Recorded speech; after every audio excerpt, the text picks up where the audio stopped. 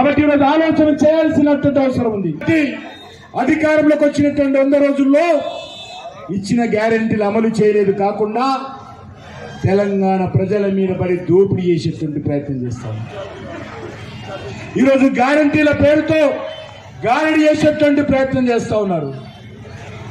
ఈరోజు మరి వంట గ్యాస్ కనెక్షన్ విషయంలో కావచ్చు, లేకపోతే ఈరోజు అనేక రకాలుగా విద్యుత్ విషయంలో కావచ్చు, అరకొర మనుషులకే ఇచ్చి పార్లమెంట్ ఎన్నికల్లో ఓట్లు దండుకునేటువంటి ప్రయత్నం చేస్తున్నారు.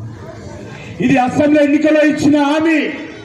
దీన్ని పూర్తిగా పేద ప్రజలందరూ కూడా అమలు చేయాల్సినటువంటి బాధ్యత కాంగ్రెస్ పార్టీ మీద ఉన్నటువంటి ప్రతి కుటుంబానికి 200 యూనిట్ల విద్యుత్ ఇవ్వాల్సినటువంటి అవసరం ఉన్నది, ఉచిత విద్యుత్.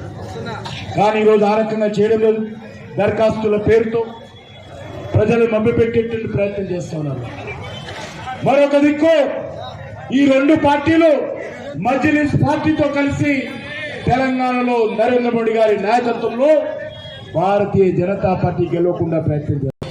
మజ్లిస్ పార్టీ సహకారంతో ఈ 3 పార్టీలు కూడా ఏకం కావాలని, భారతీయ జనతా పార్టీ గెలవద్దని ఈరోజు తెలంగాణలో Congress party, BRS party, MIM party 3 పార్టీలు కలిసి పనిచేస్తా ఉన్నాయి.